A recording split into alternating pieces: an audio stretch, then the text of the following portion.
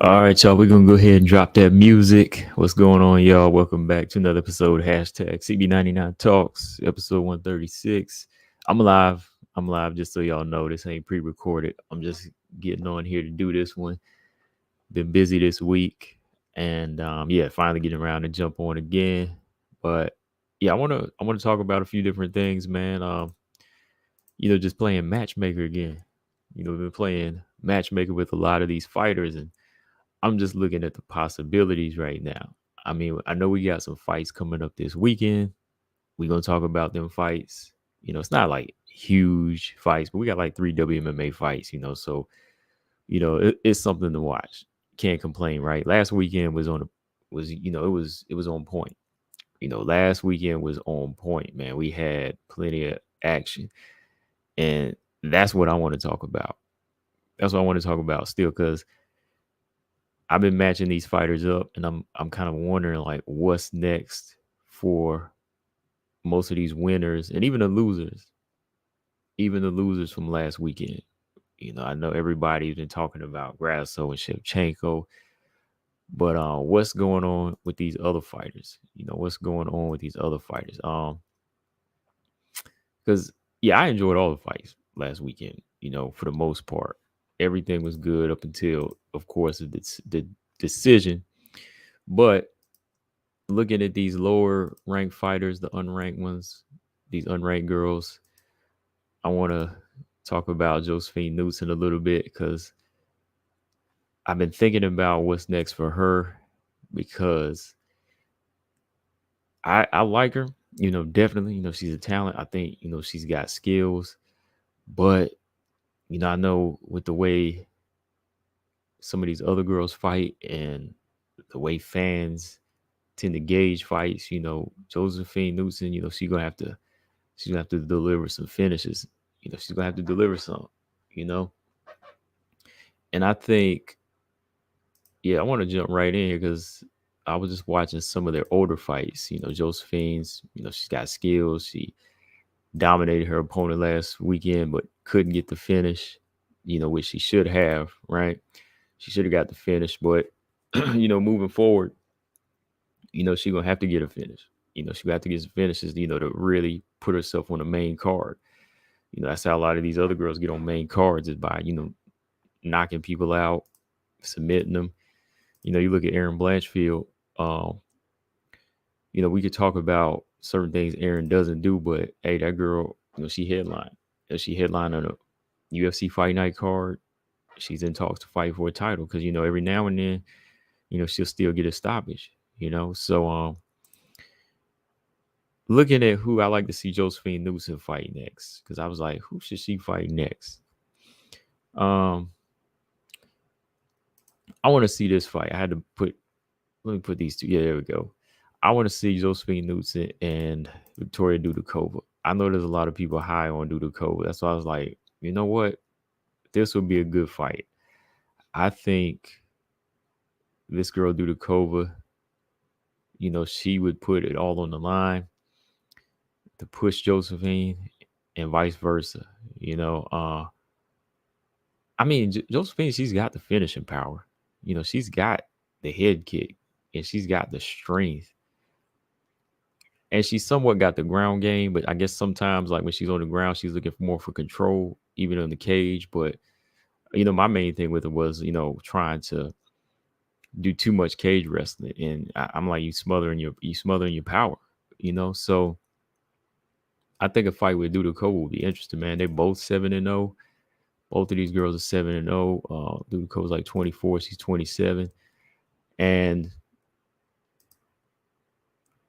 Dudakova's last fight, we couldn't really see much. We really couldn't see much from her. I mean, she was getting her stand up going, but the way Estela Nunes fell, it didn't really give us too much of a, we couldn't really gauge it. It just ended. It was like one of them freak accidents. I mean, we see more Josephine Knutsson, but I want to see her pushed against, another hungry prospect. I know we be talking about no prospect versus prospect, but these two gonna have to fight at some point, and I think for both of these girls, they could do it right now. They could fight right now. Um, I think it would be good. I think it would be a good fight. Let me see. Dudakova at 7-0. She's good on the ground. I wasn't really blown away by her contender series fight, but she won. Before that, she's been getting more finishes than Knutsson. So yeah, that's the one thing I'm looking at here. She's got that killer instinct. She's a killer, and she's been working on her hands. Couldn't see much of it, but I've seen her working. I've seen her training, and she's been putting it together. So both of these girls, undefeated prospects. One, I think, has the skills, fights a little bit more safety first. Then you got Dudakova, who's a little bit more of a finisher, who go after it. So I think that's the kind of matchup she needs. Somebody that's going to come after her, and that's on her level. Because honestly, I don't want to see Yasmin Lucindo match back up with Dudakova. Not right now. I think Lucindo's on a couple of levels higher, and to me, I think she's closer to being ranked right now. Dudakova, Knutsson more on the same level. Lucindo, yeah, she's kind of, to me, advancing a little bit faster than these girls. She's a couple years younger too. She's just breaking 21, right? So I think she needs to be moved on to some of these other tests. So that's how I see it. What's up, y'all? Robot Chicken said JJ got a stoppage in her last fight. I don't see Montana giving up. Oh, y'all talking about that fight? Okay, Closeman said Knutsson would get submitted. It's possible, but she's strong and she's got a good takedown defense. It's very much possible. I won't say she would, but it is possible. Like, I don't know the facts because it hasn't happened, but it would definitely be a possibility because she's got that ground game. But if somebody's strong and they can defend your takedowns and control you, it'll be interesting. But yeah, that's definitely a fight I like to see. Josefine Knutsson and Victoria Dudakova. I want to see Dudakova come back by the end of this year, man, because I don't think she got a chance to really showcase herself. That was 2 months ago. Dang, it's been 2 months since she made her debut, and it was only like a couple of seconds in the round. So I'm sure she wants to get back in soon, and I'm sure Josephine would too. Josephine won her fight pretty easy, so neither one's taking damage, so why not, right? That'd be a good fight. All right. And the other fight for the past week, I'm kind of running through some of these, but I wanted to talk about this one here because, Loopy just got ranked. I find this kind of exciting for I find this exciting for the division, the strawweight division. And that's why I'm saying, like, going back to like Josephine, like, you got to be explosive in there. Sometimes, you have to go in there and go after it. And even though Loopy kind of falls short in some of her fights, there's still like this explosive element where you want to tune in because there's a possibility she might finish somebody. The way she's in there slamming these girls, the way she was picking up Elise Reed, the way she rocked Angela Hill, even though she lost that fight, she still got like that power element. And Knutsson's got the power. I mean, she's got like the precision, head kicks, she's got good straight punches, good body attack. So I think with her, it's just turning it on. So you got to be like you gotta be like Loopy. At some point these fighters got to find that balance, man. And I think that's gonna be her. I think that's gonna be her big thing is going to pull that trigger. But yeah, Loopy, man, like I said, she's one of these fighters, man, that to me is gonna help spice up this strawweight division. I mean, am I lying? Am I lying right now? I mean, I know we've seen her lose a few fights in the past, but I think linking up with the right people and the team she's with, especially working with Grasso, I think it's rubbing off in the right way. She got a big win. Even though Elise Reed's regarded as a high opponent. I think Sam Hughes, of course, was a higher hold her in a high regard because she's already defeated Elise Reed before by finish, but she still went in there and got the job done. Loopy still went in there, got the job done, showcased some ground game again. We've been wanting to see that. Robot said he's a big supporter. Yeah, I like her style. I think to me, I think Loopy's kind of like more of an amped up version of Tisha. She has a little bit more power than Tisha, and she kind of goes after a little bit more. I think Tisha's a smarter fighter. I think she has a higher IQ, but I think Loopy's got more of that explosiveness. I think she's got a little bit more of that explosiveness to her. But yeah, Loopy's in here now. She's ranked, let me see, ranked number 14.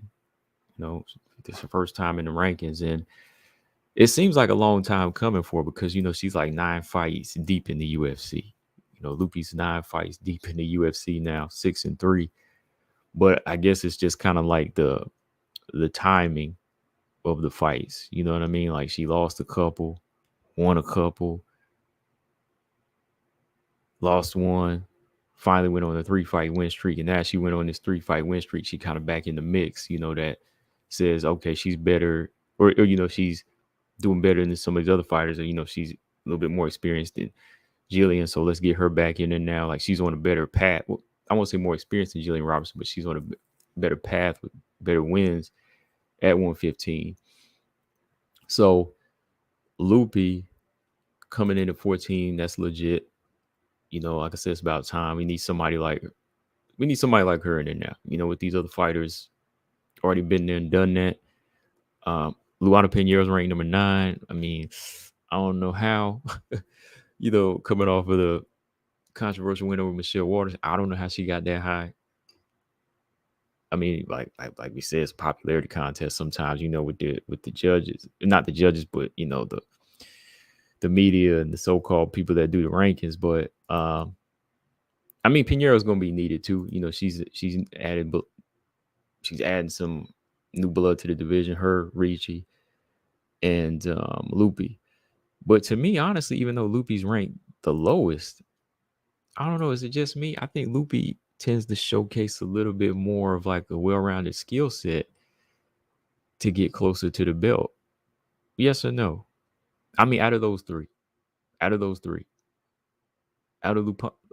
Pinheiro and Tabitha Ricci and Loopy, I feel like Loopy is closer to being top 10 material, top 5, or I'd say she would actually be a contender before Pinheiro and Ricci, even though they're ranked higher. I guess it's just really a game of chess with how the rankings play and who they fight at the time. Ricci, she was able to get a win off of Panay, whereas Loopy fought Panay first, and that was her first fight in the UFC, and she lost. Close fight.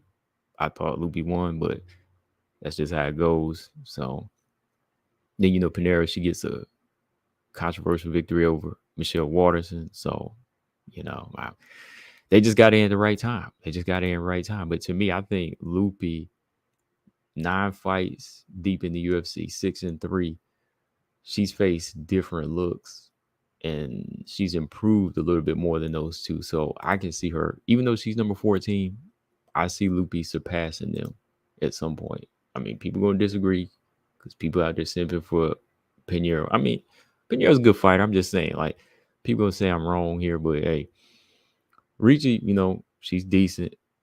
But I think Loopy, even though she just got in the rankings after them,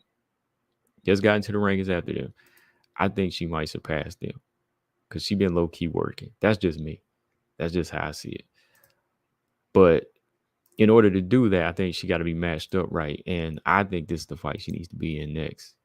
She just fought last weekend, and these two are fighting this weekend. This is a good fight for Loopy. Fighting the winner of Marina Rodriguez, Michelle Waters. Because Marina is 8 right now, and Michelle is 12. So Marina wins that fight. I don't know if she moves up, but if Michelle wins that fight, she takes 8 spot. So for Loopy, that's good chess playing if she calls the winner out, because then she could get that 8 spot or 7 spot, however they move it. But that's what I think, man. I think she's ready now for one of these fighters. After 9 fights in, I mean, how else you going to test yourself? How else are you going to test yourself at this point? These are the names you need. You need somebody that fought Carlos Esparza before, somebody that fought Tisha Torres, somebody that fought Rose Namajunas before, somebody that fought Joanna before. You got to be in these fights with these girls that fought the veterans and fought the best. So you got to test yourself. I think Loopy moving forward needs to really push that explosiveness part of her, because right now I think her explosiveness will help get her through a lot of these girls in the rankings. Like when you get to the closer to the top, yeah, you're gonna deal with harder punches, but somewhere here in the middle, I rock with Marina definitely. She's one of my favorites, but Loopy's approach against like a Marina Rodriguez would have to be totally ground oriented. You know what I mean? She would have to be ground oriented. I mean, she could box a little bit with Marina, I believe. She got to close distance and throw quick. But I think with what Loopy has now, she got to start showcasing that explosiveness like Wei Lee did when she was on the come up. And Loopy ain't too far off. I mean, Loopy getting with the right people, you want to see her. I mean, look at she picking up and slamming girls right now. I mean, she been doing that. So Loopy is a strong fighter. People forget because he's kind of neglected the ground game and the wrestling for a while. But yeah, I agree. Yeah, Loopy needs to keep using her wrestling. Yeah, because that's like the attractive part of watching her. She's like another Andrade too. Another Andrade. Quick hands like Tisha a little bit with more power. Explosive like Andrade. She can pick these girls up. So I think it's important that she starts using these explosive elements that she has. Yeah, easy. I can see her being top 5, but yeah, champion not right now. Not with what we're looking at right now. I mean, if the girls like Carla's gone and Whaley moves up to 125 or something like that, and she happens to get past like Lamos or like a Jan Janon, yeah, I'm sure she could get it. But with what we're looking at right now, she could get the top 10 to top 5, man. She definitely. I just think that it's time to test her skills against these girls, and she's got the skills to beat these two right here. Anything happen in fights. I think when she puts it together, it's like Michelle Waterson. I think at this point she's a little bit fresher, stronger, even on the ground. I think she could be a problem, but I think Marina would be a style matchup where it would give her problems if Marina drags it out.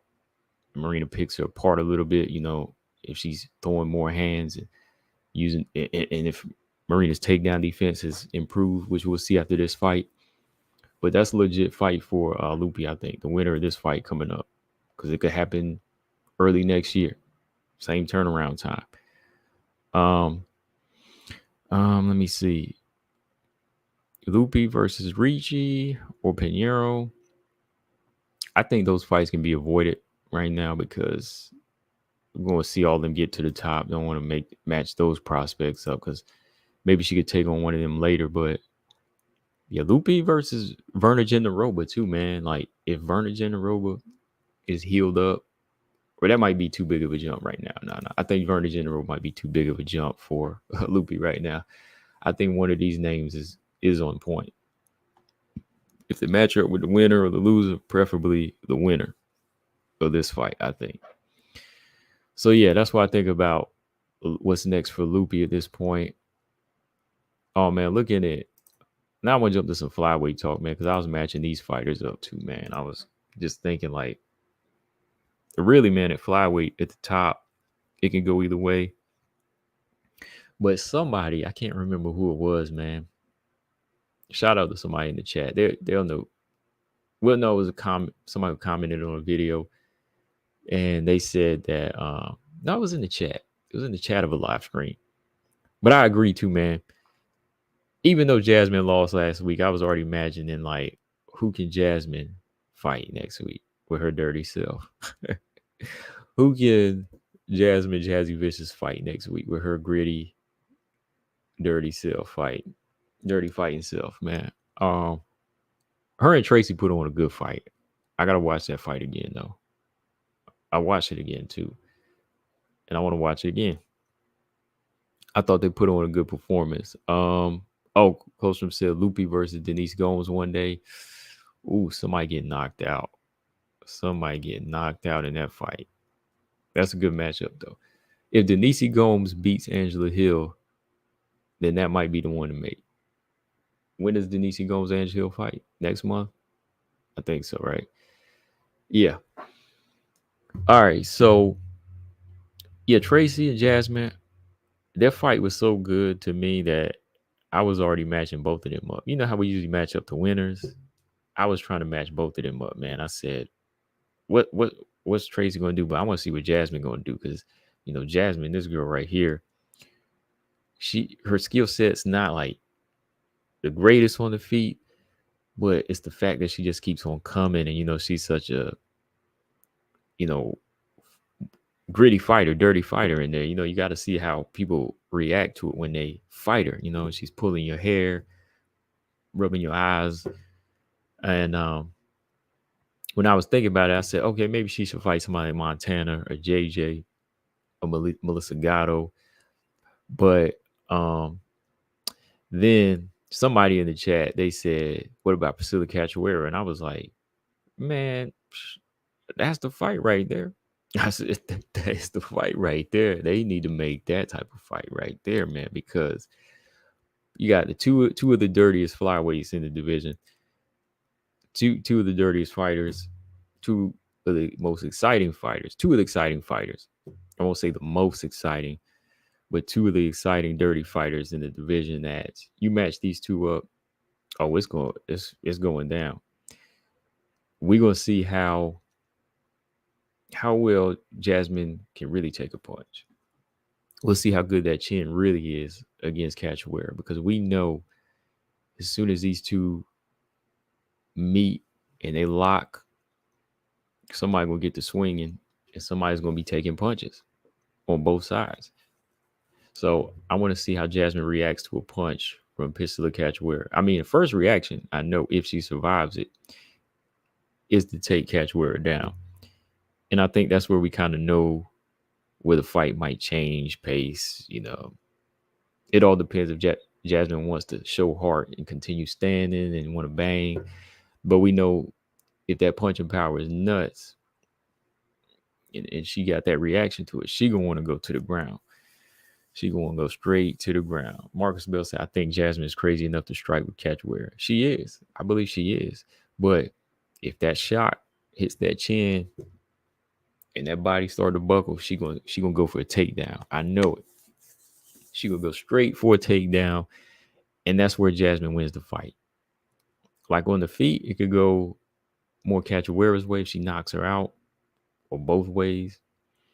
But Jasmine, she's big, she's strong, she's like a wall. She could take it down to the ground. So, yeah, I think that's a good fight. I think that's a good matchup for these two. Jasmine just got knocked out of the rankings. And if she want to keep this exciting momentum going, I think that's a good matchup. Because now, with JJ and Montana possibly being matched up now, I think that fight makes more sense. Montana and JJ, give Jasmine somebody like Cachoeira. She ain't got no problem. Please don't do nothing like Jasmine versus Luana Carolina. Look, ain't no knock to Luana Carolina. I'm just saying, hey, shout out to Luana Carolina. She just beat the newcomer Petrovic. She just beat Petrovic. So I'm doing this for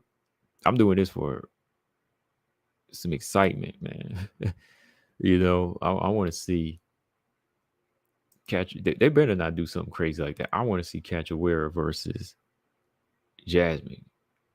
Don't throw Jasmine Luana Carolina. They need to make this fight because we're gonna see how tough that chin is and if she can keep coming. I believe she can though. I believe Jasmine can, and like I said, as strong as she is, and as big as Cachoeira is, she's not that like she's just not that, like, she doesn't have that low center of gravity. She just doesn't have that ground, that sense of like foundation. Like Cachoeira, she can be taken down easy, man. Like power upstairs, but she just don't have great takedown defense, So Jasmine, she's all around stronger, I think. Power is Cachoeira, but all around stronger, and just I think even better fundamentals, I think, is Jasmine. But I think it'll be interesting though. I think it'll be interesting. you know. But yeah, going to Tracey Cortez, man. With Tracey Cortez in here at number 12, she said she's ready to go on that title run. So, hey, we can't knock the girl, for one to get back into the mix. She's been out for over a year. She got a good win. That win pushed up 2 places. So she looking for something that's gonna get her closer to the top 5, and I ain't mad at that, because Tracey Cortez is already on like a good win streak now. She's already on a good 11 fight win streak. So it's time to make it. It's time to make it happen, because injuries happen, and you might be out for another year.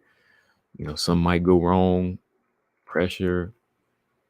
We don't just factor in physical injuries, but mental health things now. A lot of people take time out because of mental health. That is a big thing. So with what she's riding now at 11 fights in a row, I think it's time for her to get a top 8. Because let's see, she's won. Let's see, 1, 2, 3, 4, 5. Yeah, she's 5-0 in the UFC now. She's 5-0 in the UFC.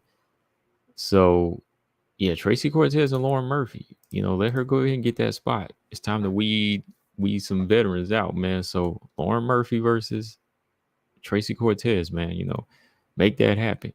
Or I would say Macy Barber, but I don't want to knock that new blood out the way. I think that wouldn't solve much, or it wouldn't get rid of much. Like, it would get rid of one of our potentials if you make Macy and Tracey fight. That's crazy. You got Macy, Tracey, and Casey. That just hit me. Macy, Tracey, Casey. Anyways, they all, you know what I mean? They all rhyme. Macy, Tracey, Casey. Tracey versus Macy, though, yeah, it wouldn't really make any sense, because I think both of them have that potential. So I think she needs to fight Lauren. Lauren or Chikagan at number 5. Chikagan might be a little too high for her. Lauren, I think, is legit. I would make a good fight. Lauren's big. She's strong. I think their boxing would be interesting, because Lauren's boxing is solid. I think her boxing is good. She just don't have great defense. Same for Tracey. Tracey is improving in her boxing, still lacking defense. So I want to see who makes adjustments in that fight. Who makes the right adjustment in that fight? Who's still hungry and who's really hungry? All right. Close said, who do you think Lucindo should fight next? Who should Lucindo fight next? Well, her and Sam had to pull out. Maybe they could fight. I don't think not her and Loopy, because Loopy's already ranked. Loopy need to shoot higher now at this point. Loopy got too much to lose trying to fight Yasmin Lucindo. Nah, she got to shoot higher than that now. BJ, what's up? He said Aldridge versus De La Rosa. Yeah, man. That's what we've been asking for. Me and you've been talking about that on the low, man. That's a good fight. I'm rocking with JJ Aldridge, BJ. I know you rocking with Montana, but hey, we'll see how it goes. But yeah, Tracey and Lauren makes sense. New head versus the veteran. I think Tracey's got what she needs to win that fight. Her and Lauren, I won't say they have similar styles, but they do some of the same things. I think Tracey's just a little bit more, a little bit educated with it. I'm not saying Lauren's like not a smart fighter, man, because she is, but I think sometimes, like Calvillo once said, she's a little mechanical. You can kind of predict things. But I think Cortez is a little bit smarter right now. I think she's making the right adjustments to win fights, And I think with her hand game, how it's improving, she could win that fight against Lauren Murphy. That's just my opinion, though. From here, Yeah, that's a good fight. And Macy Barber, she's need to fight somebody like Caitlin or Tyler Santos to get her close to the top 5. Because BJ said Macy deserves the top 5, and I can't knock that. She's on a nice win streak too. All these girls are. Erin 6-0, Manon 6-0, Cortez 5-0, Macy 5-0. What's keeping these two from getting the top 5? Nothing, right? Just make it happen. Let's see. Oh yeah, BJ. Yeah, that's fake news. We ain't even gonna acknowledge that because that we know that ain't even in the works. Until they say it, I ain't heard nothing about it. I mean, I heard JJ Montana versus Agapova, all of that, but I ain't heard not one word about that. But yeah, okay. So Tracey versus Lauren, that's a good fight. Caitlin and Rose, I'm not necessarily saying that they need to fight, but they fit somewhere in the mix. Caitlin Chikagian is back in the training.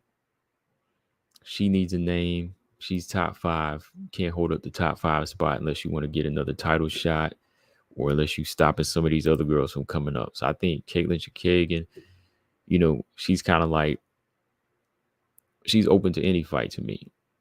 She'll fight anybody, and I believe she matches up well with anybody because she's a good test for anybody.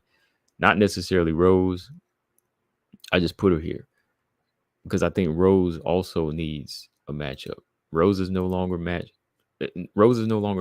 at 115. So Rose is continuing her strawweight Rose is continuing her flyweight run now. So, Rose is in this mix too. So it's not really a top 15. It's almost a 16 because you got to include her because, they're going to give Rose a higher fighter. Rose ain't going to fight an unranked fighter at this point. So it's 16 fighters. So Rose, she's going to be in that mix somewhere. And I think she could fight a Lauren. Rose Namajunas against Lauren Murphy. Let's see if she can fight somebody that big and handle somebody that could take her punching power, I believe. Caitlin Chikagian, somebody that's going to stand and box a little bit. Somebody that's kind of awkward. I don't think Rose ever really fought another awkward striker like that. Joanna is more chaotic, but she's not really awkward like Caitlin Chikagian. So that's a name. If Rose thinks she's still title shot worthy, go through Tyler Santos first. How fun would that fight be? Tyler Santos versus Rose, right? Or Macy Barber versus Rose, So there's just a lot of good matchups that can be made right now. And I think that wherever Rose stands and where Caitlin Chikagian is right now, they can pretty much fight anybody, I think. They match up well. I think Tracey, her next step should be like a Lauren, though, to me, because that would be the position that seems more logical to get her in and fight somebody that's big and strong. Bluebird said Lauren's big head would just laugh at Rose's punches. He said big head Murphy would just laugh at Rose's punches. Right. But that's to see it because to me, Rose has to fight down a little bit. Rose has got to fight down off of that Manon fight. She says that she's small enough or no, she says that she's big enough. But to me, yeah, okay, you can put the weight on, but you have to fill out in the division. And I'm sure one of them burner accounts is going to come on here and start talking junk and disagreeing, but I'm just speaking facts. Yeah, Rose, you can be 125 all day. You can show up at 125 for Manon for sure. But who's to say you don't have to grow into the division? Who says you don't have to fill in? That's why it didn't work out against Manon. That's why it didn't work out. Aside from the dislocated finger, but still, that's why I think. Alexa Grasso had to fill out into the division. So it's only right Rose fights somebody like Lauren or Chikagian. Whoever can get to him first. That makes sense. Rose versus Jennifer Maia, Viviana Rujo winner. BJ said Jennifer Maia would handle Tracey, though. I don't know, man. Tracey Cortez, her top control and her wrestling, I keep saying it's strong, man. She's strong. She's really strong like that. So I think she would have some problems there. But yeah, man, I think there's a lot of good matchups right here. I think Tracey, she can fight Lauren, Chikagan. Rose could fight Tyler, Chikagan, Murphy. It all depends on who wants to get back in there as soon as possible. I don't know how soon Rose wants to get in there now. I know she wants to try for flyweight, a title shot at flyweight. But how active did she want to be? That's the question we always ask with Rose. How active do you want to be? And when is Chikagan coming back? Next year? End of this year? But I think pretty much all these fights, they'll probably happen beginning of next year now. Most of these fight cards are being wrapped up now. I think at most Casey O'Neill is coming back in December, right? And, Montana and JJ about to fight. So at least those are good. Yeah, BJ said Montana and JJ are training partners. No excuse. Yeah, make it happen. And I think the UFC, they ain't having it either. Like, okay, Edgar had to pull out. Agapov had to pull out. Yo, JJ, I don't care if y'all train together. Get in here and make this thing happen. Oh, yeah. Easy said this before we jump on. Did you hear about Jessica Rose Clark going to Muay Thai and boxing? He said, rest in peace. She better not try to go over to ONE FC. Those Thai girls will murder her. I think she's starting off on a lower level. I think she really wants to box. She wants to try the pro boxing thing. I think that would be safer for her. She boxes, using more boxing in a lot of her UFC fights. She got a good chin, but yeah, Muay Thai is very dangerous, and she knows that, but I'm just saying, like, it just seems so dangerous for her to jump right in there. Takedowns can't save you like that in there. But boxing, I think, yeah, she would do that. Bare knuckle boxing. She called out Paige Van Zandt to a rematch for bare knuckle boxing. So I'm sure, she's trying to get that cheese. Darby said, hey, I finally made one. Kept missing the show. Good to have you back, man. Yeah, I always see you every now and then. Because I'll be like, you must be missing them. I don't think notifications go out like that. So it's all good. But yeah, what y'all think, man? Who y'all want to see? While I'm jumping on, who do y'all want to see Tracey fight? Who y'all want to see Tracey Cortez fight? Who y'all want to see Rose fight? Chikagan, who y'all want to see her fight before we jump on here? Easy said, Manon and Erin need to be trying to fight right now. UFC going to screw one of them. They need to control this situation. They need to get on the phone. I'm sure they trying to make something happen. I'm sure they are trying to make something happen. I mean, they're doing only what they can do, because every time Manon calls her out, Erin says, I'll fight you. A little way back, whenever Erin first beat Andrade, Manon said that wasn't impressive, and she said, well, I'll fight you. Manon said, I want to fight main event in Paris. She was like, hey, Erin said, I'll fight you. Then Manon, said, hey, that last performance wasn't impressive. Erin said again, hey, I'll fight you. Hey, I'll beat you up if I have to get to a title shot. So I think, and with Dana White saying the fight makes sense, I think it's pretty much a given now that that's the fight to lock in. Right? That's the fight to lock in. Walter Bell said Rose probably doesn't have to fight down. She's a better draw. The UFC is all about money. Well, that's the thing. She probably doesn't have. No, she has to. It doesn't really have to come. It doesn't come down to her money and what draw she is. It comes down to preparing you for the bigger fight and you feeling out in the division, preparing you to take on a bigger, stronger opponent. So fighting down would be wise to get stronger and to grow into the division.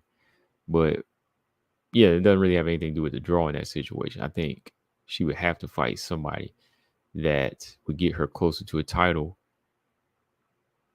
if you're going to skip out on her filling out on her weight. Paul Viverett, what's up, man? He said, wouldn't Rose versus Natalia be fun to watch? Yeah, that would be a fun fight. Now, if they want to go all out and make her fight down, I mean, she ain't ranked. She could fight the number 13. And that fight right there would be exciting. But again, that would be too much risk for Rose getting beat by the number 13, who's looking really good right now. Oh, yeah. That would be crazy. That would put her out of business, I think. But it would be good. It'd be interesting. Bluebird said Manon hasn't had any finishes against ranked competition. No, she hasn't. I mean, as the competition gets higher, you don't really get that many finishes. You don't get finishes. Depending on how your style is. I think she could have finished Chikagan, and I think she could have finished Rose. Jennifer Maya is a tough one, though. I don't think she could have finished her like that. But those are two names she could have finished. But I think that, I think that, that's just how it is sometimes. I still think that she deserves a shot. Because even Grasso, she got a finish on her way up against JoJo, and I think that's against a little lesser competition. But even before that, she wasn't really finishing a lot of people. I'm sure if they gave Manon JoJo that time, she would have finished her. So it came down to who she was fighting too.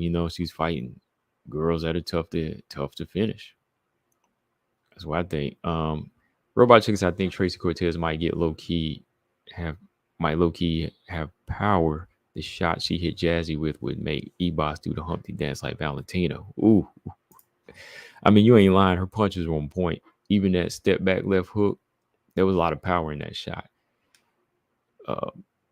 Jasmine just got a chin like that. Jasmine just has a chin like that. But overall, I think them shots would have knocked. It probably knocked E-Boss down. I think she would knock Macy Barber down one of them shots. I'm not saying she would win. I'm not saying she'd knock her out. I'm just saying she would put certain girls down, maybe on the seat of their pants with a punch like that. Easy said they want Rose in the rankings, though. Yeah, they want her in the rankings, but, to get in the rankings, you got to fight somebody and beat them. Bluebird said, I know Manon has been fighting higher competition, but right now she seems more like an athletic version of Chikagan. Yeah, which ain't a bad thing to me. I mean, Chikagan, she was beating a lot of fighters by decision. She's, even when she just first came into the UFC, she was beating a lot of fighters by decision, But I think she has a little bit more power on her punches, and she's not just athletic, but she actually is stronger.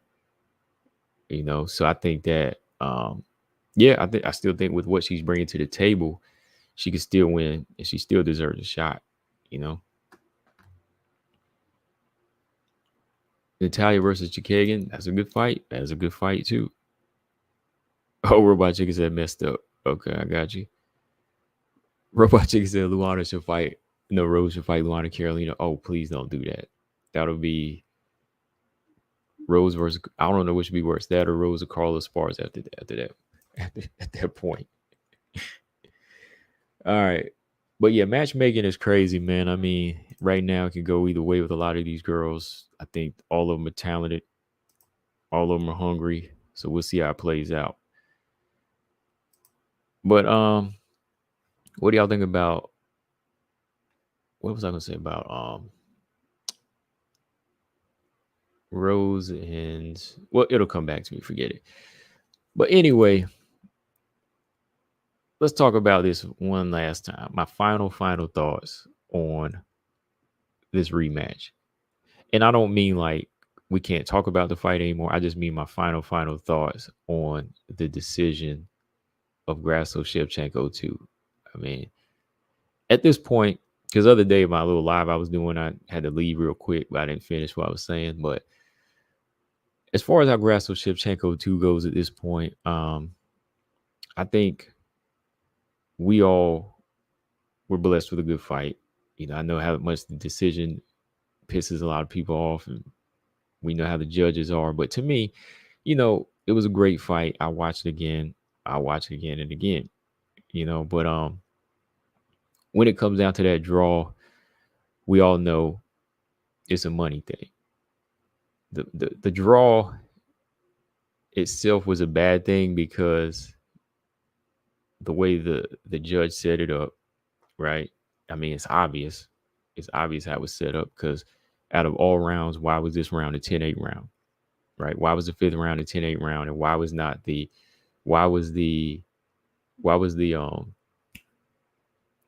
second round not considered a 10-8 round? Huh? So I'm like, come on. That's the whole thing on that side, right?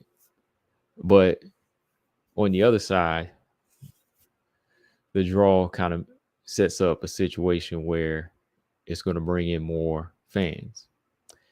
And, at this point, Valentina doesn't really seem to be, she doesn't really seem to be like upset about it. A lot of analysts out there, they talk about the fight and they all say that, oh, Valentina won the fight. This round wasn't a 10-8, so and so.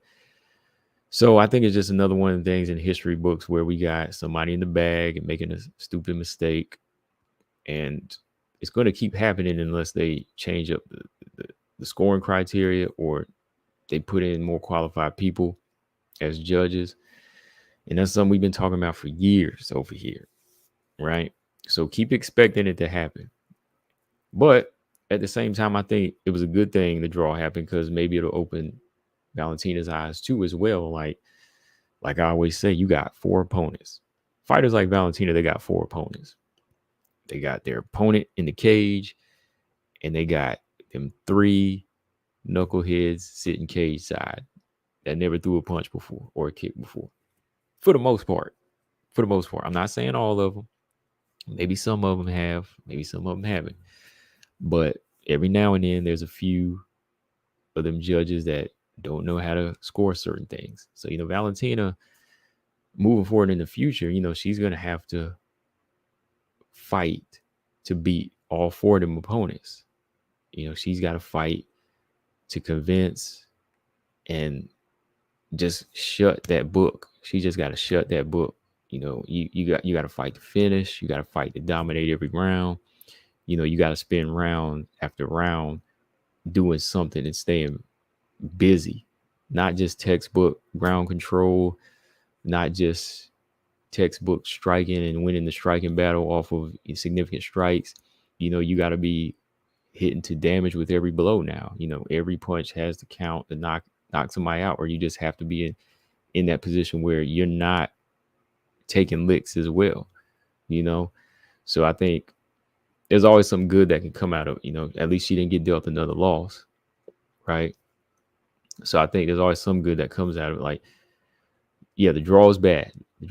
But as far as what the fight did, it brought in millions of fans. It gets Valentina back in a quick position to possibly get a title shot, which I'm gonna talk about here in a minute. If she's going for it right away. And also that element of, making her say, okay, we have all the tools, but how do we win this fight for sure? Well, we got to train to fight 4 people now. We got to train to fight those 4 people. And you can't leave it in the hands of the judges if you're Valentina. You can have the most skills in the world, best skills in the world, be considered the best fighter in the division, but they're always going to look for a way to rob you. They used to do that to Floyd. They used to do that to Floyd Mayweather. Like, he went in here and beat Oscar De La Hoya. Competitive fight, but he won. And they almost gave it to Oscar De La Hoya just because he's the money draw, or so-called money draw. Same with Canelo. He schools Canelo, and one judge wants to give Canelo the fight. So it's like, yeah, you have to be prepared for that. They couldn't fully take it from Floyd in their fights because he was always one step ahead. And, Valentina in this fight, she's just having trouble with Grasso. She had trouble getting away from punches. So she's still in there getting hit and getting put in trouble, getting put in chokes, getting knocked down a couple times. So there's still going to be that strong argument where they can say, oh, man, well, I could change this up and won't nobody notice. And at the same time, it wasn't that strong enough where an investigation can happen. So there was still some fault on Valentina's side. Me as a trainer, I would be like, you know what, Val, maybe we should have went after it here. Right? Maybe we shouldn't have made a stupid mistake and try to go for a head arm throw. She did it twice in this fight. Like, honestly, again, I think Valentina won, but dude, you want to hear honest opinion? No, like, I think Valentina put herself in more danger than she should have been. She put herself in more danger than she should have been. Like a couple of times when she would throw a couple strikes, she would stay in that pocket too long. Whether you say the knockdown was off balance, it was a legit knockdown because the punch put her down. She rolled and got back up, but it was a knockdown. Staying in that pocket too long. But even when she was picking Grasso apart a couple of times, she said, "Oh, I'm going for a takedown." She did that in one of the mid rounds, and it didn't go in her favor. It put it more in when the knees came in, right? When the knees came in, she started getting kneed in the head. She put herself in that position. The fifth round, picking her apart, busting her up a little bit, head and arm throw. Why now? Then you give the judges a chance to find some way to score it for Grasso. So yeah, I think she won the fight. I think Valentina won the fight, but again, there's some things that are just open to a different set of eyes that make people think, oh no, she lost. Grasso won. So yeah, the draw opens up your eyes a lot. When the fight was good, you can learn a lot from the fight, but you can learn a lot from why certain things are scored that way, because it's going to make you look at it in a different way. Like if it was given a win towards Grasso, we'll say Val should have did this, should have done that. But with it being a draw now, it makes you say, okay, well, neither one really dominated or took over in this fight. What are they battling here? You battling your opponent and the judges, right? Easy said, I got a small bone to pick. He said, you didn't have to put that pick of a no hitting Rose in the face in that thumbnail of your last video. Did I do that? I mean, I was just putting up a picture. I didn't think that hard on it. I just put up the picture, Easy. What you talking about? I just put up the picture, man. That's all. Easy also said, would you agree that Grasso needs to work on that not overextending? She gave Valentina a lot of easy takedowns because of that. Yeah, a lot of that overextending, I seen it in the first fight too. She would do that even when she was out of range. And Valentina was range. She was keeping range well in this fight. People weren't giving her enough credit for that. Valentina, her distance management in this fight was on point to me. Outside her making them bad mistakes of shooting in for takedowns, she would jab, step out of range. Boom, boom, 1-2, step out of range. Kind of bait, then boom, Grasso step in, out of range. She got hit a couple of times. She stayed in the pocket, but as far as like the outside game, Valentina was winning the outside game. And you could see, like when Val would take that little step back, Grasso would overextend. Even in the first fight, she would reach out. And imagine, if Val was lining up one of them head kicks. Imagine she started training to line up some head kicks, and I'm like, oh, Grasso would have got knocked out. But for the most part, Grasso still got that number with that southpaw style. That right jab is still a problem for Valentina. Right? Valentina should be trained with more boxers, more southpaws, more boxers, not just kickboxers, but like boxers. FC, what's up? He said, I think solo leader, at least in the near future, but divisions are dynamic. We'll see further in the future. What's going on, FC? He said, hi, all. What division do you think has more promising and appealing future fights, 125 or 115? Why? Regards. FC, I'll say 125 right now, because 115, don't get me wrong, it's a great division, but 115, a lot of those fights already happened now. Carla fought everybody. Marina fought everybody. Whaley's fought a lot of fighters. Andrade fought everybody. You got newcomers like Verna and McKenzie on the way up. It's going through a transition. It's about to re-up. But as far as like great fights happening now, it's flyweight. It's the most promising and appealing because you got strawweights moving up the flyweight. You know what I mean? You got Rose moving up. At one point, you had Andrade moving up. You had Ebos move up. Then you got the girls at the top right now. The Erins, the Manones, the Tylers, Natalia Silva, Karine Silva. Valentina's still in the mix, so, and she's meeting her match now, so yeah, appealing matches all around from the bottom up is 125 for sure. Most definitely. Gene Tidwell said, combo Valentina has improved figure Grasso out. She's gonna take it back in the third. Hopefully she heals up ASAP. Yeah, I think there came a point in this fight where they both figured each other out. Val more so for the best, when she started figuring out that range. But I hate when she goes for takedowns that aren't necessary. Stop trying to go for takedowns. Stop going for those takedowns. Yeah, so I'm speaking on now, Robot Chickens. No, she did figure out in some parts, but she made those stupid mistakes. You know what I mean? Like, she made those mistakes. Like, she figured out the range. She figured out the range. That's why she was winning the stand-up battle. But when she said, "Oh, I'm going for a takedown now," Grasso was open to get her down and make her look bad in the points. So she had something going for her, but it was all about making them little mistakes and staying committed to it. And I was surprised seeing that from Valentina at that point. Like, why are we shooting for takedowns? Why are we showing these takedowns, Grasso? It's supposed to be a little bit more, unpredictable here.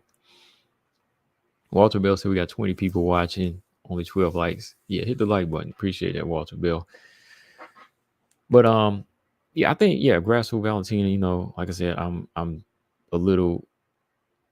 still a little disappointed in how it played out with the draw, but I think a lot of other things still came good out of the fight. A lot of new viewers. The division still exciting. I mean, worst part is probably Valentina dislocating her thumb. Yeah, that sucks. But like Dana said, after about 3 months, she should be recovered and going back into striking again. But with that, Val also said she's open to stepping back. Val says she's open to stepping back right now and saying, okay, let these other girls get it. More specifically, she said Erin. Val actually feels like Erin's ready now. It's crazy too, because there was a time when Erin was down below in the ranking. Valentina's like, she ain't ready yet. She need to work her way up. But props to Erin. Props to Valentina for showing respect to Erin at this point. She said both of them, but she clearly called out Erin as the one. Because there was a time when Valentina said, "I want to fight Manon," but now I guess she sees something a little bit more worth appraising in Erin. That's her point of view. That's Valentina's point of view. She feels like Erin is legit now, and that's respect. That's respect. She's like, hey, if I'm still healing up, I'm not gonna hold up the division. Let Grasso and Erin fight. She said let one of the other girls, Erin or Manon, fight. But she said I like, think Grasso versus Erin would be the legit fight to make. So that's humble on Valentina's part. But yeah, Erin, like I said, either one of them can get this fight right now. I just think with Manon, with age not being on her side at this point, being a little bit older, I would say her, and I think her resume is legit outside of not finishing people at the top. The wins are still legit. They're still legit to me. But let's say Grasso and Erin do fight, because Val might need some extra time. Because Val said, hey, I'm still fighting. I'm not going anywhere. She's still here. If Grasso and Erin fight, Erin's got a good chance. But, she's going to have to make sure that she's a lot more focused on defense this time around. Careful about how she makes an entry against Grasso. Those power shots, they can be effective. And that's the thing, like, Erin got hit by pure power punches by Tyler, raw power that she could see coming. But remember, the ones that you don't see, they hurt. And Grasso, she can set up beautiful boxing punches that land precisely. Okay. She can land precise punches from angles that Erin might not be used to. And those are the ones that'll put you down or put you out. Okay. So I think Erin, making sure she's watching that. Watch them heavy hands of Grasso. Grasso got them big hands. Got to make sure she's on point watching them hands at all times, making sure her takedown defense is, well, not takedown, but her boxing defense is on point. Erin just got to make sure that she's ready to fight Grasso. Not technically strike with her, not even spend too much time cage wrestling. But cage wrestling might work because you could smother Grasso, but getting the fight to the ground and ending it early, that's important. Erin has the fight in a dominant way of trying to finish Grasso because she won't be able to box with her. No, not at all easy. She won't be able to outbox her. No, that's not even in my vocab. Erin outboxing. Erin outboxing Grasso, not even in my vocab. She can outfight Grasso, I believe. She can out grapple her probably. But even then, Grasso's getting stronger. She's been working. She's been getting on point with it. So I think that Grasso's gonna bring a problem, to Erin. But I believe Erin has the IQ to shut certain things down. How she shuts the boxing down would be another smother attack and better takedowns and mauling Grasso. That's the thing I like about these fights. They're not going to be easy. They're not going to be easy to call, man. Gene Tidwell said, I'm swimming in the pool of Grasso fans on this channel. Only me and Kyle. Oh, man. Hang around. James Perez might come in, Gene, because he's all Valentina. He's all Valentina. But no, that's what it is, though, man. Grasso is not guaranteed to hold this belt. She's come a long way, and I give her plenty of props for that. And she proved me wrong, hella wrong, because she got the belt before any of my other girls got it. But she's in a pool of sharks. She's in a pool of well-rounded sharks. Easy said, oh man, Grasso, coach, come on now. You said that yesterday. That's all I can say. Come on now, coach. He said that Monday. I was like, come on now. He said Grasso and Manon. No, neither one juicing. Nobody juicing. I mean, if that's the case, I'm just saying because, Grasso, she took some bombs. Now she reacted to some of these Valentina bombs, but the thing is, Valentina was not in her full-on stance. She's landing on the back foot. So, and at times, Grasso was coming forward and trying to partially block these shots. Like, no, Grasso not juicing. I don't think any of them are. Nah, not at all. But yeah, Erin's going to be a problem. I think Erin would be a problem style-wise for Grasso. So, like Valentina said, if she gets it, you could see Erin raising her hand, being that youngest champion. And Dana, he might make that happen because he might want to push that.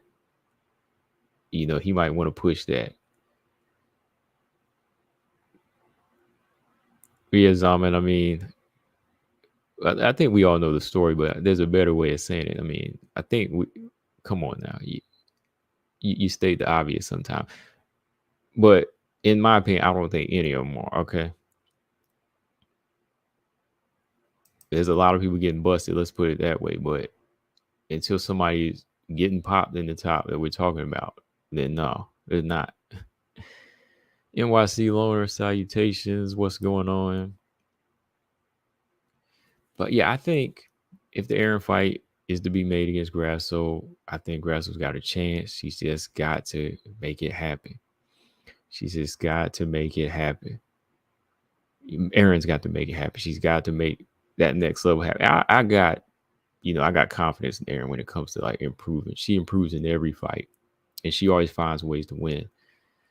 But girls with footwork and striking ability, that's if they don't fall for her, yeah, okie doke, man. They can give her a hard night. I think Manon and Grasso are tough fights for Blanchfield. I do. Even Valentina, yeah, even Valentina would be. But at some point, I think where Valentina doesn't move as much as Manon, I think that style would kind of play in, and Erin could actually win against Valentina. Yeah, I think so. Because I saw her taking the belt. But yeah, I think Manon fits in the mix too. I've already said that, talked my piece on that. I think it comes down to either one of them. I know Easy said that they should fight. Maybe they should, but I just hope they don't. Get injured or get worn out, because that'll be the seventh fight. That'll be the seventh fight in UFC. So yeah. Coach Greg, what's up? He said, I think Loopy can become champion right now. Zong is a clinch takedown wrestler, and Loopy is a double legger. It's easier to complete a double leg than it is a clinch takedown. So I see Loopy winning that one. Right now, pure wrestling, I mean, I would still favor Whaley a little bit just because, even like her movement and her 5-round experience. I would have to wait till she gets to a certain point. Like if she gets in the top 5, she's got to show like that same type of growth we seen Whaley make when she was fighting Danielle Taylor and Tisha Torres, making them little changes along the way. But right now, Zhang Weili is that 5-round fighter that can adjust and speed too, makes better choices, makes better choices off what I've seen right now. But I don't think she could right now. River at what's going on? He said, love your YouTube channel. Thanks, man. He said, I really respect Weili, but her style should lose to any wrestler. I think she would move. I think Weili would lose more to slick movers right now, like slick movers that don't engage. I think if she fights like a wrestler, she has more chances to showcase her power and even her elbows on the inside, and even some knees in the clinch. But when you're a mover, you don't really give her anything to take down, and she comes in with her hands maybe down, I think she could get hurt. Easy said, I don't think Manon matches up well with Valentina technically. While Muay Thai usually beats that standard kickboxing style. Yeah, Muay Thai is a little bit more durable. They're a little bit more their offense a little bit more authoritative, you like to say. It's like heavy. It's heavy against kickboxers. But I think with certain changes Manon can make, even working with her southpaw style, I think she would have a chance. And even, going into the clinch, maybe seeing how strong she could be at that point and, putting that pressure on. I think that would be a good fight. But anyway, at the top, they can't a bad fight be made at this point? Can't be a bad fight made. Mr. Only, what's up? Piece of Valentina, still a legendary fighter, the best to ever do it. Oh yeah, for sure. And yeah, Whaley would be Loopy right now. I think so. Styles make fights. If Esparza was prepared, she beats Zhang Weili. That's nothing against Zhang and Style. It makes rock, paper, scissors. Shoot, you tell other people that. I told people Carla had a chance. I still pick Weili, but I told people Carla had a chance regardless, and you get chewed up for that. Like the counter fighter beats the aggressive fighter beats the ring general. Gabby said, do you think Yan Xiaonan stand up can provide problems to Zhang Weili? I think her footwork can be some problems. I think any fight, all it takes is one punch, but it has to be a nice, it has to be nice movement. It's got to be nice, fluid movement. Takedown defense has to be on point, but there's power in that right hand. You said Manon was always a bad matchup for Rose.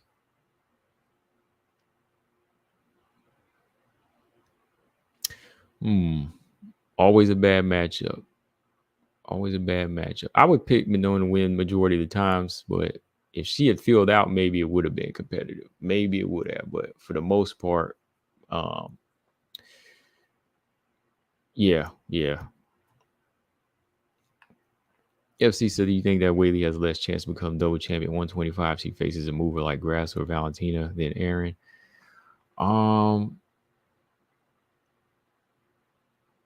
If she faces Grasso or Valentina, yeah.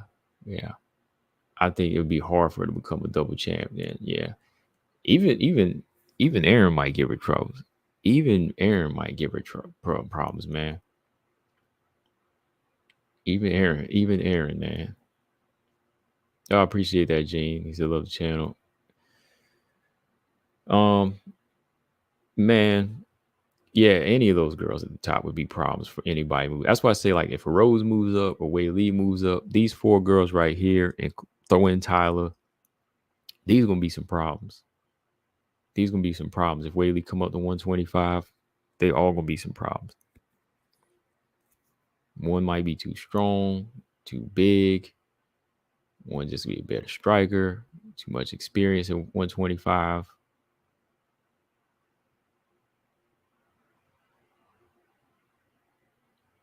Carla said, Zama said Carla would make Shevchenko look bad. But you at 150, man, stop it. Man, get out of here. I knew that was coming. I knew something like that was coming. He said Valentine gonna look bad from Carl. Oh my goodness. If she did that, then I definitely have to give Joanna the crown then, because Joanna destroyed her.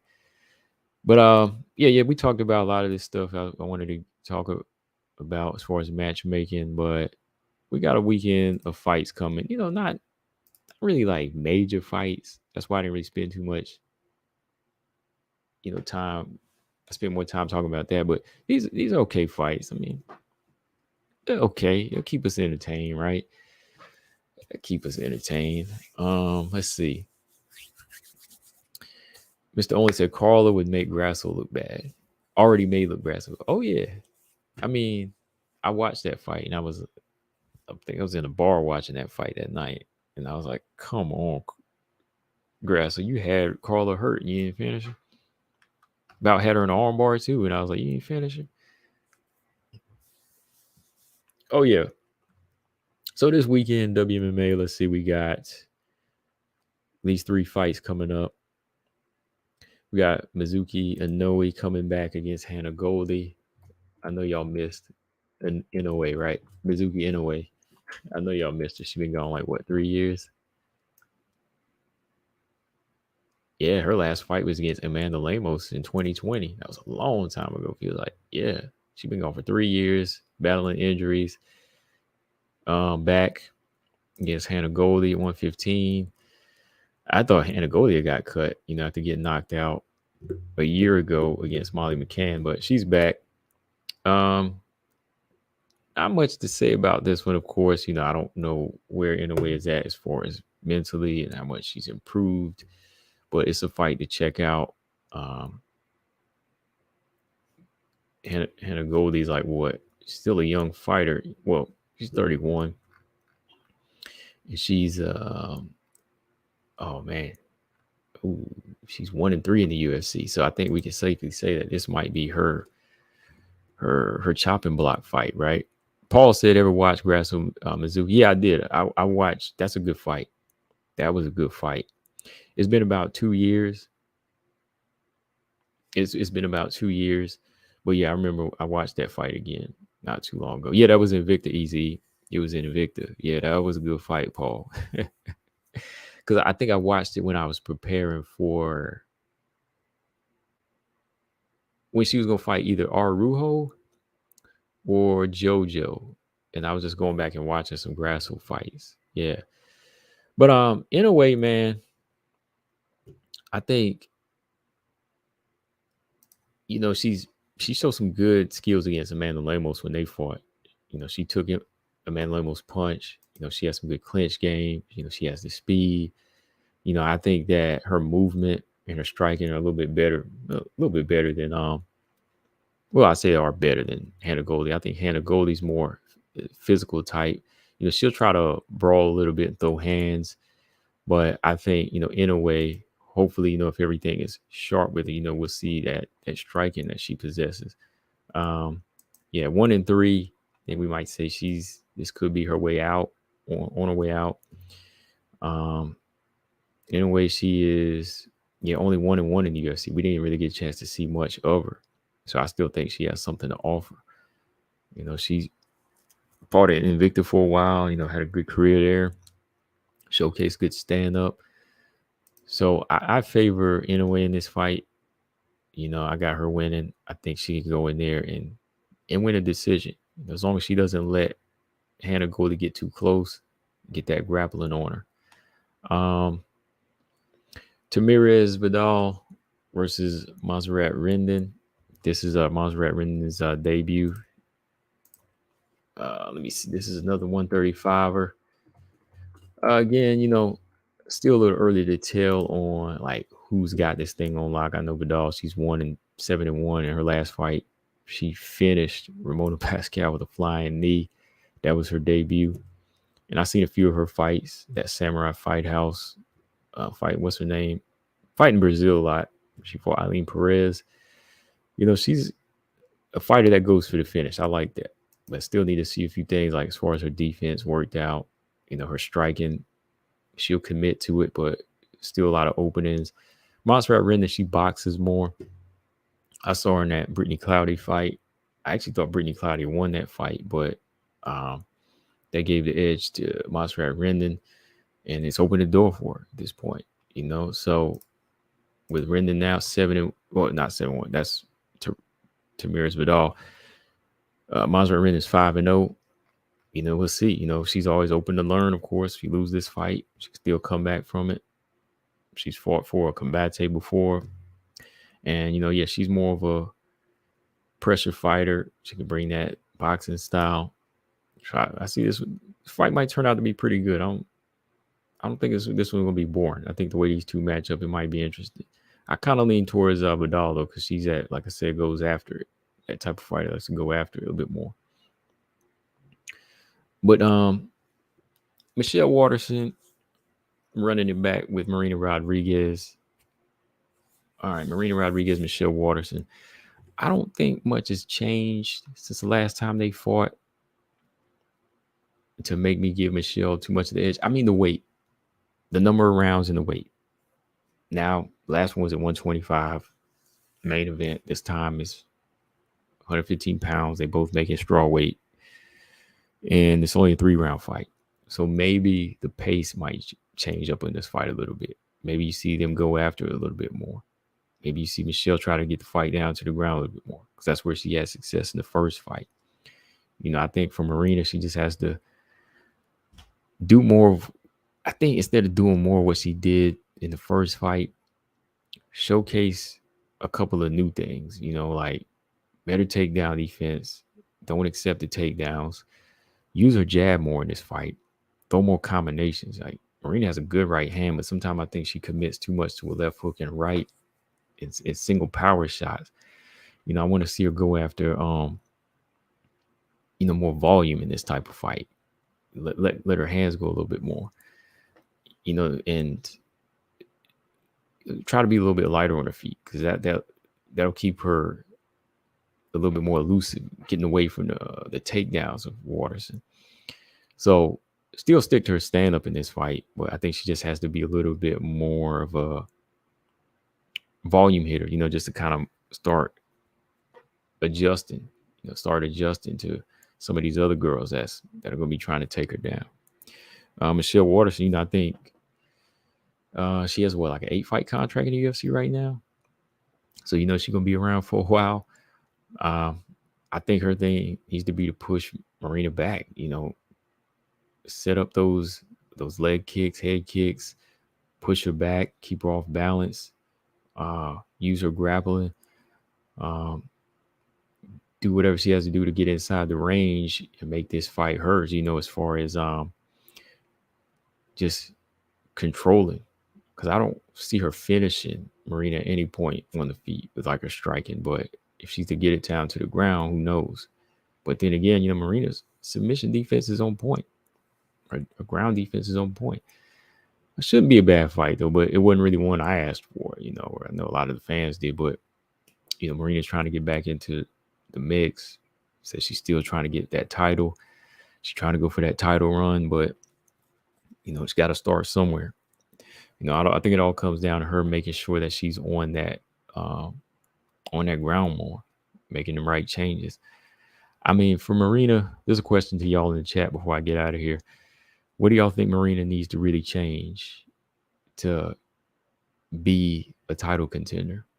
I rock with Marina. I like Marina, and she says she wants to be talked about again. And I think in order to do that, she's got to start getting uncomfortable. She got to start changing her style up a little bit more, or adding more to her style, adding more tools to me. Because I was rocking with her, I said, oh man, this girl finally made it up there. She finally made it up to a certain point, and boom, man, now this happens. Get matched up with Amanda Lemos, then Verna. Certain things got shown. that she needs to work on ASAP. All right, Marcus said Marina still needs to work on takedown defense. Yeah, I think at this point, Marina need to work with fighters with great takedown defense. Like like a Joanna.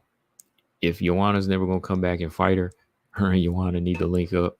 She needs to work with fighters like Joanna who have great takedown defense. Manon has great takedown defense as a striker. That's why she's still putting wins together. Marina need to link up with strikers with great takedown defense. That's what I think she has to do at this point.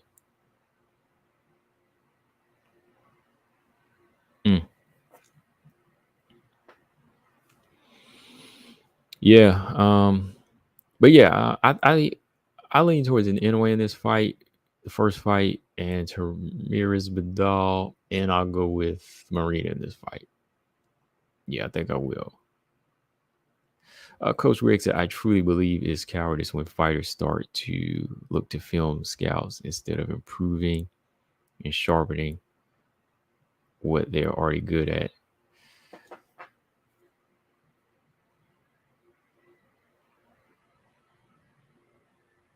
Oh, you mean film scouts? What you mean, like when people like out there taking other people's styles?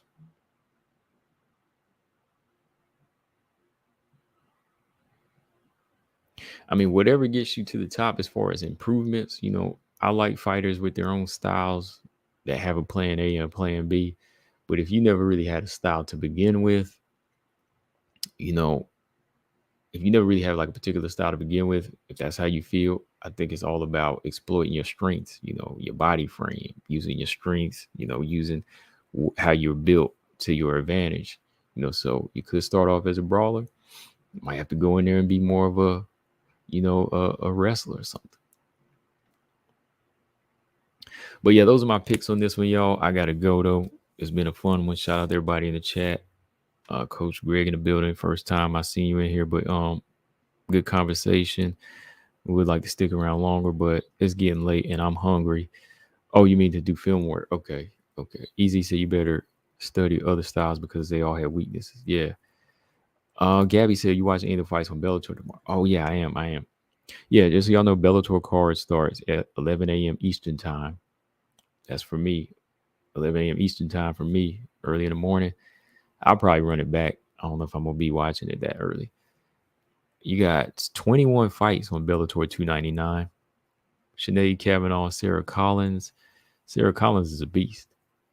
And you got Chiara Pinko versus Mackenzie Stiller. Oh, wow, I did that off of memory. I did all off of memory. Bunk said what was the picks? Oh man, I'm gonna go with Inoue in this one. She's been out for 3 years, but I think she got the skills. Tamires Vidal, I would give her the edge. And I'm gonna go with Marina since she's already done this before. But yeah, Sarah Collins got a good chance to beat Sinead Kavanaugh if she gets it to the ground though. For real. And then you have Mackenzie Stiller's looking pretty good too. Chiara Pinko's a pretty good striker. So we'll see how that plays out. But yeah, I'm getting up out here, y'all. FC said regards, everyone. Thanks so much for your video. Yeah, no problem. Make sure you subscribe. And I'll be on these other platforms with the show, iTunes, Spotify. Like, we don't play it on YouTube. If you ride in your car, play the show on one of these on one of these apps too. Especially if you ain't got YouTube playing. How you can't close YouTube and keep playing. Just play it on one of these apps at the bottom. That's where we at. All right, y'all. Well, make sure y'all subscribe. I'm getting up out of here. Paul said thanks for the content combo. Yeah, for sure, man. And I'll catch y'all tomorrow on Fight Night. I'm out. Subscribe. Peace.